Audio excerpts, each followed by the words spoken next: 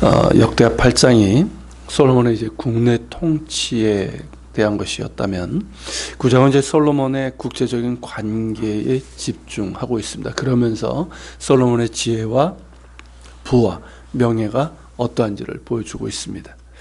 우선 국제적인 관계에서 모든 것을 다 기록하고 있지는 않지만 단적으로 보여주는 것이 이스라엘 북쪽과 남쪽 국가의 관계입니다.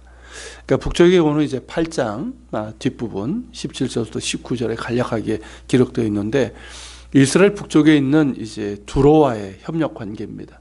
이미 다윗 때부터 이 두로와는 우호적인 외교 관계를 맺어왔고, 솔로몬은 이제 두로의 도움으로 성전 건축을 할 수 있었죠.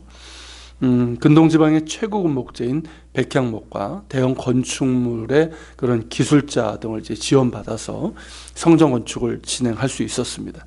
물론 그에 상응하는 이상의 것을 두로에게 주었고요.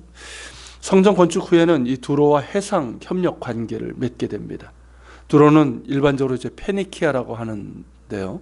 당시 이제 페니키아는 지중해 무역을 주도적으로 이끈 해상 강국이었습니다.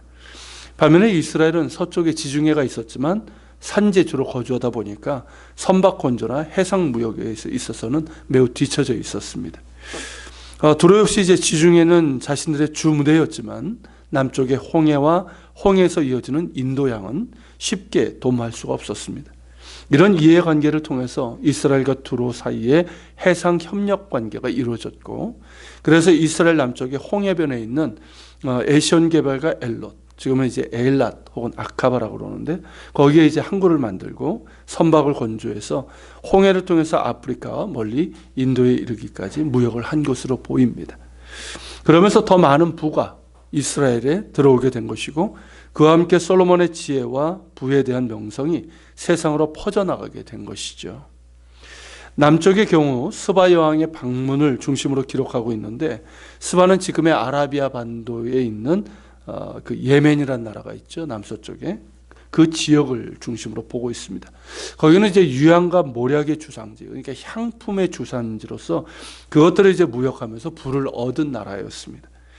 홍해를 따라 내려가다 보면 이렇게 스바에 이르게 되는데, 자연스럽게 스바의 여왕은 솔로몬에 대한 지혜와 명성과 부에 대한 소문을 듣게 된 것이죠. 그러면서 이제 외교적인 관계가 주 목적이었겠지만, 그참에 솔로몬의 지혜가 어떠한지, 정말 그러한지를 알기 위해서 직접 이스라엘로 오게 된 것입니다. 스바의 왕은 솔로몬에게 나와서 자기 마음에 있는 모든 것들을 물어봅니다. 즉 어려운 질문들을 중심으로 물어봤을 겁니다. 하지만 솔로몬은 조금도 막힘없이 대답을 했고 한결같이 지혜로웠습니다.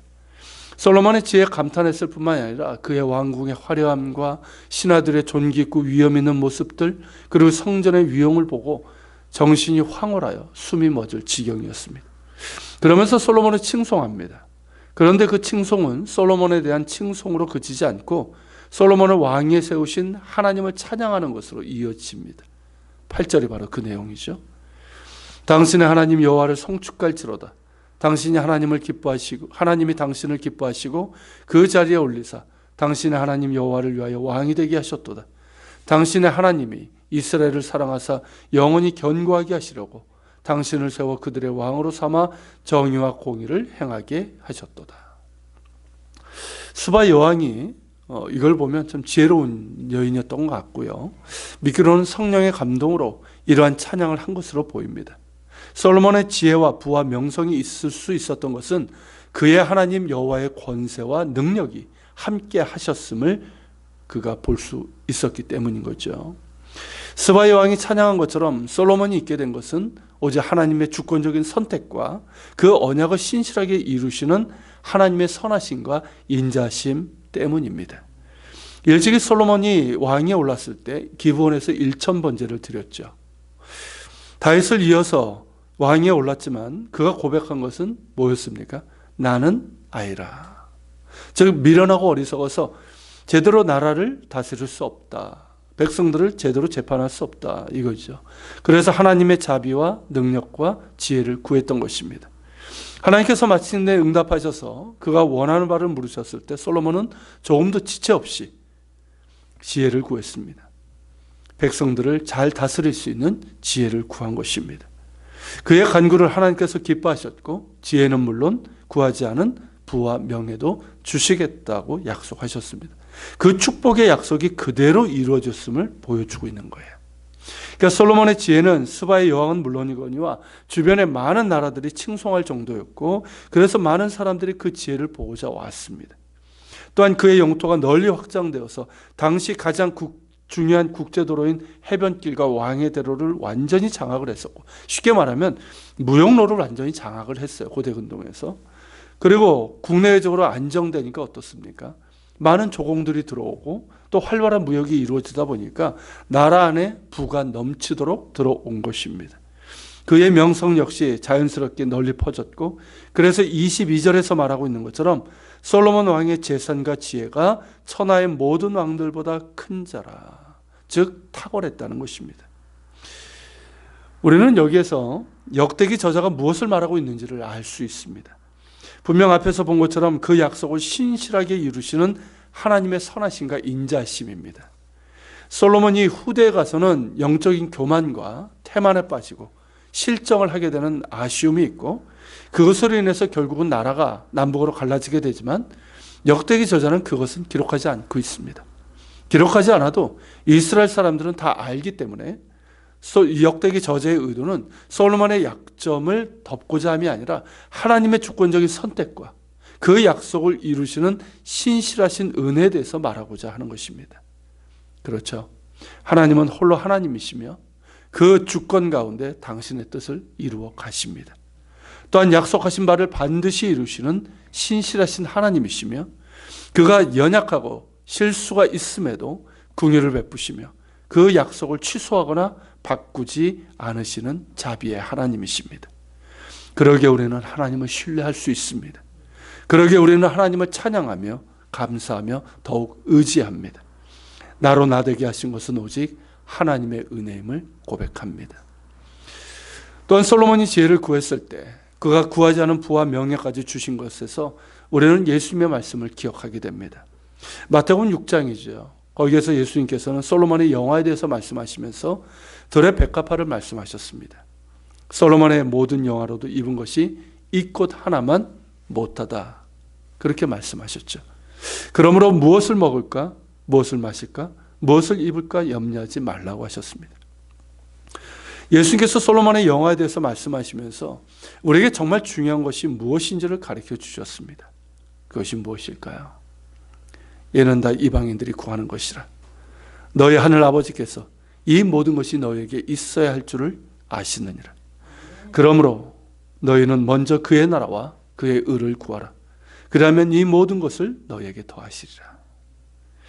우리의 필요를 아시는 하나님이시고 그 사랑하는 택한 자녀들을 돌보시는 하나님의 사랑에 대해서 우리에게 가르쳐 주셨습니다.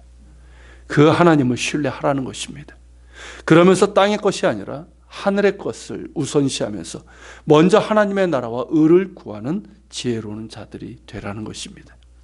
솔로몬이 하나님이 기뻐하시는 지혜를 구했을 때 그가 구하지 않은 것들까지 풍성하게 주신 것처럼 우리가 먼저 하나님의 나라와 의를 구할 때 우리에게 필요한 것, 그것도 하나님께서 보시기에 정말 필요한 것들, 즉 영적인 은혜와 축복과 능력을 더해 주실 것이며 더불어 우리의 삶에 필요한 것들도 더해 주십니다. 오늘 하루를 시작하면서 하나님께서 기뻐하시는 지혜로운 삶이 무엇인지를 깊이 묵상하고 예수님께서 가르쳐 주신 것처럼 먼저 주의 나라와 의를 구하며 실제로도 그렇게 살아가는 지혜로운 자들이 될 수 있기를 바랍니다. 같이 기도하겠습니다.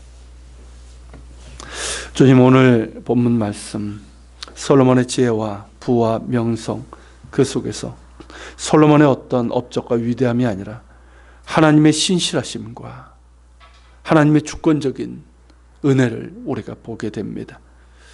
주님, 그러기에 우리가 하나님을 더욱더 신뢰하며 의지합니다. 하나님께서 우리를 택하셨고 우리와 함께 하심을 알기 때문입니다. 바울이 고백한 것처럼 나의 나된 것은 오직 하나님의 은혜입니다. 주님, 그러기에 더욱더 주님을 의지하며 신뢰하며 그렇게 믿음으로 나가게 하여 주시고, 그리고 예수께서 가르쳐 주신 것처럼 정말 무엇이 정말 지혜로운 것인지를 우리가 알게 하여 주시고 먼저 주의 나라와 의를 구하게 하여 주옵소서. 우리의 삶의 주님, 때로는 많은 문제가 있고 어려움이 있다 할지라도 먼저 주의 나라와 의를 구하게 도와주시고, 그런 가운데 주님께서 우리에게 주시는 하늘의 것과 또 우리의 삶의 필요를 채우시는 그 은혜를 맛보며 살아갈 수 있도록 도와주시옵소서. 우리 같이 기도하며 주님 보내드리겠습니다.